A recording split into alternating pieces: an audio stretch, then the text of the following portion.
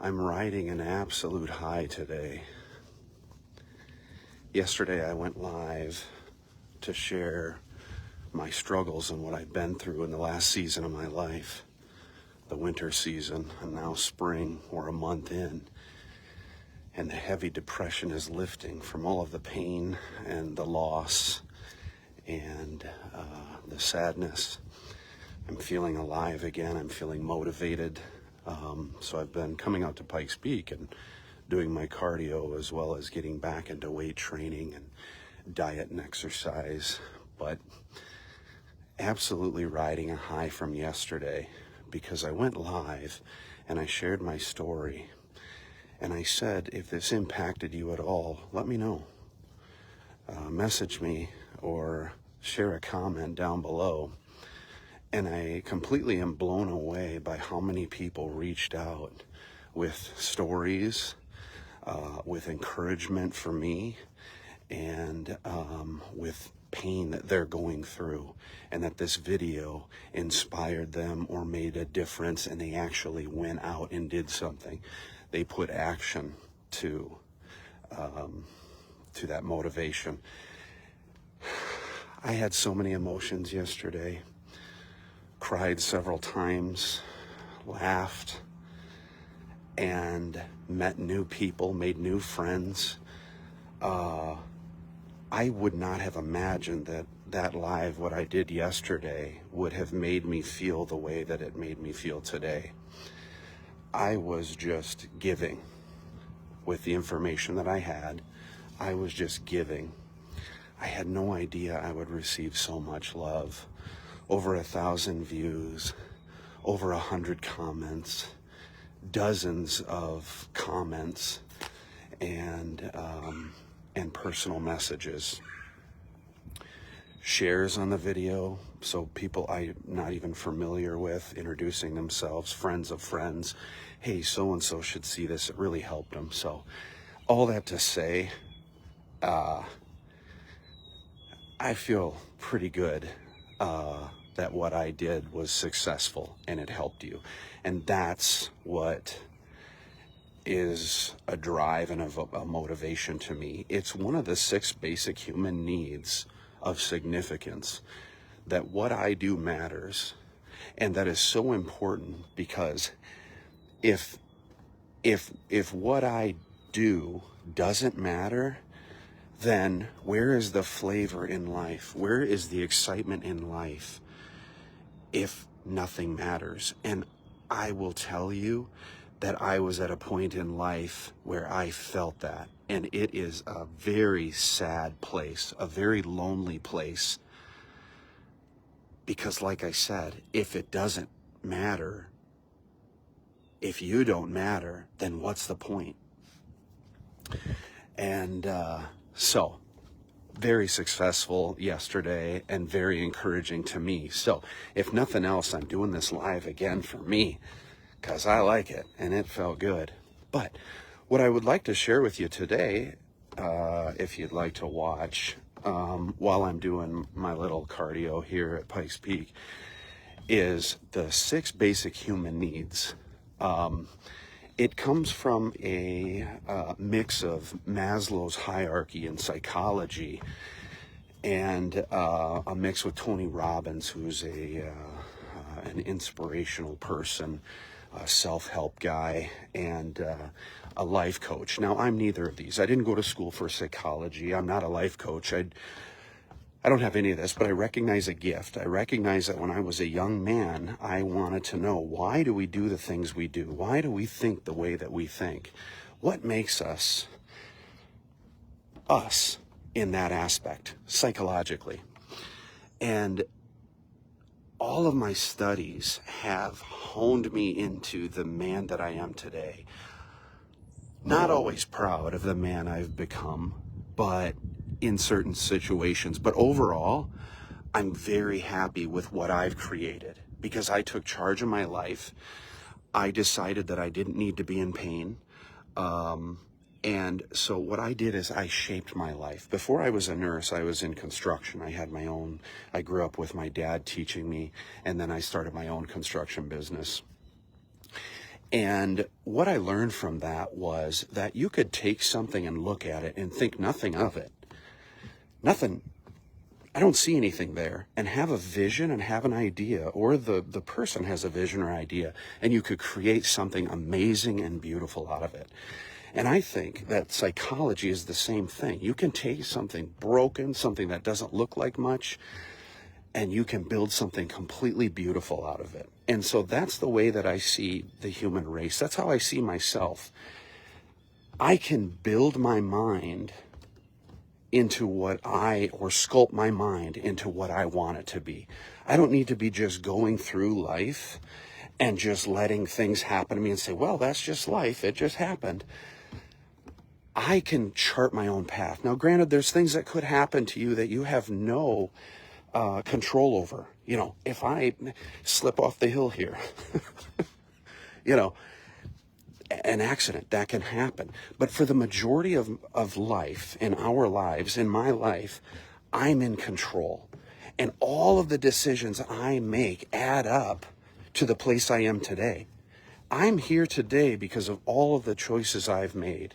And that's taking control of your life. And so that's encouraging, because if you are in a difficult time, like the one that I just got out of, you can take control of it. You don't have to be in this forever. You can recognize where you're at. You can recognize where you want to be, and then you can take control and make steps and take steps to get where you want to be in life. But first, you have to understand where you are in life and where you want to go. If you don't recognize it, there will be no point.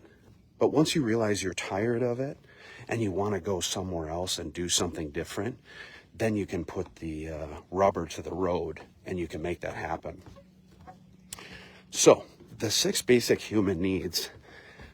Number 1, I touched on a couple of them yesterday, but I went back and visited a little bit last night and this morning to, boy, everything is blooming out here. I just absolutely love it. And all the animals are just so stir crazy.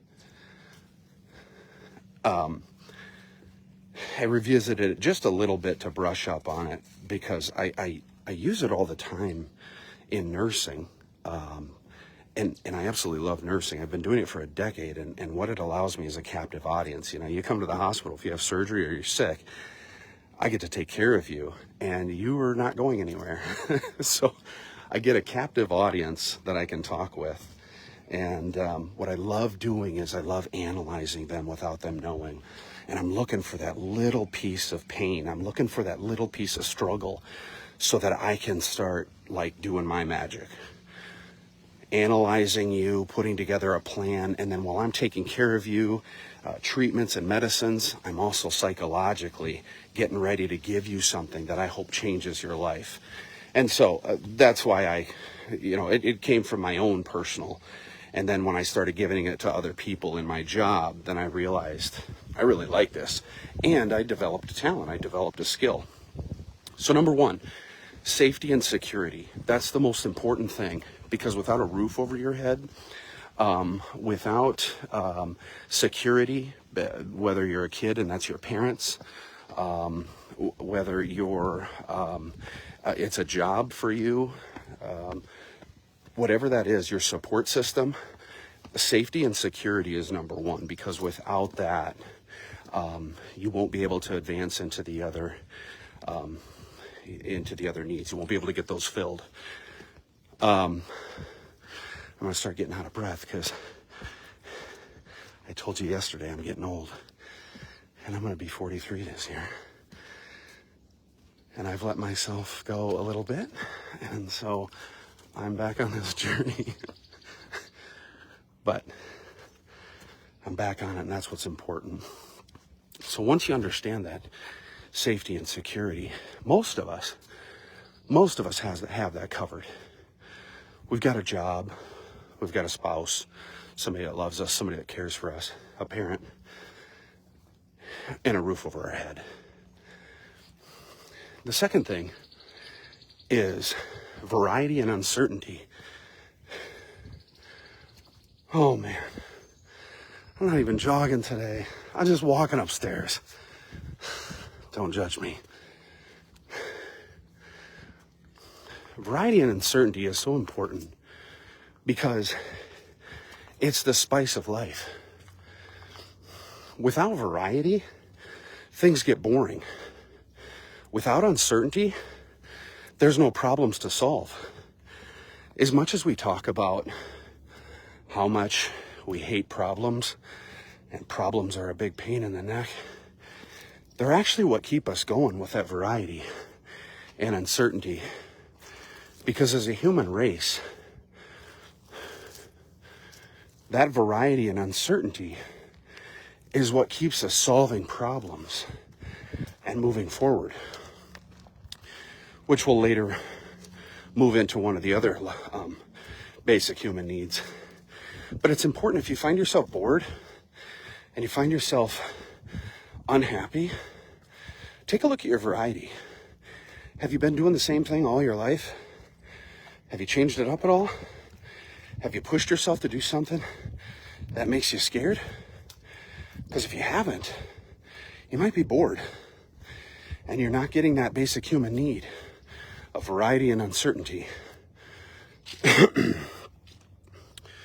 Number 3, significance. I just talked about that yesterday and then again just this morning. Significance. What you do matters. If what you do doesn't matter, life is going to be nothing. Because what's the point? What's the point of your existence if you don't matter? And I'll tell you, everybody's life matters. Whether you see it or not, everybody's life matters. So finding significance is so important and vital that it's one of the 6 basic human needs. Whether it's your job, whether it's your friends, family, maybe you have a kid, a baby, your job, they all can create significance. And then number 4, love and connection. Love and connection is a big one for me. I talked about this yesterday on my walk. Love and connection is so important to a lot of people because without it, you feel alone. And I don't know what you believe, but however we came to be in existence, we were created or made or built, however you look at it, for love and connection. I talked yesterday about being a chain that is linked together with other people. And when you're the weak link, the strong links hold you together. And when you're the strong link, you help the weak link. That love and connection is so important. And you can have that in a healthy way, or you can have that in an unhealthy way. And I think if this goes well, and by well, I mean there's enough people that see this video and comment or respond that, hey, thanks, that, that helped me, or that was encouraging, or whatever. If I see that, then I'm going to keep giving because I'm having fun with it. I enjoy it. I put these principles to use in my life. I'm not always the best at it, but I try. But if I get enough of a response, I got so much that I could share that could help you. Man, it's beautiful out here. God dang, it's almost 70 degrees already. So that love and connection can be, just like all of these, they can be healthy or unhealthy. A love for your job is good, but it can become an unhealthy addiction. Okay. That's what I mean by a negative love and connection. But being close with others, having a spouse, having a boyfriend, girlfriend, having parents, having, amazing friends, children, all of these things, even if it's just a pet, you've got to understand that you as a human have a need for a love and connection. So ask yourself, where am I getting that love from? How am I getting loved? How do I receive love? I think if I do this tomorrow, I'm going to talk about the 5 love languages, because that's another one that changed my perspective. But how am I getting that? Healthy or unhealthy? Either way, we all need love and connection. That's 4. Number 5, I kind of consider the last 2 a little bit more advanced. Growth. It's more of an advanced thinking, but it honestly should always be there, and that's growth. That a pond is generally stagnant water. Sometimes it's spring-fed, sometimes, the fish swimming in it create currents, and so life can be born. But sometimes I'm using a pond as an analogy, but sometimes a pond can become a stagnant pool of water and then becomes just a cesspool or death. So it's so important, like a river, to always be moving and flowing. And that's what growth is. If you're not growing, you're dying. Now, not to be morbid, but we're all dying. I mean, we're born into this world, and then we leave this world. So there's no escaping that, at least not right now in this day and age, maybe in the future, but there's no escaping that. But in the meantime, there's growth. There's always moving forward. So if you're stuck in a spot and you feel like you can't get out, you're not alone, but there's answers to your problem. This is something that needs to be looked at and solved. And so it'd be important to look at your life and say, am I moving forward? Am I growing? If you haven't learned anything in the last 10 years, you're not growing, because you should have picked up something along the way, some kind of information, something that would allow you to grow and become a better person, whether in your eyes or other people's eyes. Most important thing is in your eyes, how you see yourself. And then the last of the 5 basic human needs is giving. And that's another one I consider kind of more advanced, because not everybody can give per se. I guess it just depends on what you're talking about giving. But sometimes it's just your time. But some people are exhausted and don't have the time, or don't see that they have the time. But whenever you give, you get outside of your circumstances, and it changes your mindset. So I would tell the one person or the few that hear this, if you're struggling and you've tried so many things to get out, try one thing, and that's giving. Whether that be financial, and you give to an organization, or whether that's your neighbor and you just go take something to them. That giving is so... Good morning. That giving, it can take your mindset and change it completely. And it's odd. I don't remember the circumstance, but I remember one of the first times that I gave something monetary to somebody. And it's like it just takes you it's almost like an out-of-body experience. And it takes all of your problems and shelves them for later to deal with. And all of a sudden you see somebody else's life lifted up. See, I think a lot of what I see around me and in the hospitals and where I travel, I see a lot of people taking. They're always wanting to get, what can I get out of this? That's selfishness, and that's part of the human nature. But there's a greater way than taking what you need, and that's giving to somebody and meeting their needs. That will take you, I guarantee you, if you've tried everything, just do something for somebody and you'll be shocked at how it switches your mind, and you can quickly move out of any kind of a funk that you're in. All right, well, that is the 6 basic human needs. And I'm happy I was able to share those with you. I'll say what I said again yesterday. If any of this information impacted you, or you just want to say, hey, I really found that useful, that was fun, or even an encouraging word to me, comment down below or DM me, because tomorrow I might do it. I might make another one, and I would do the 5 love languages, which some of you may be familiar with.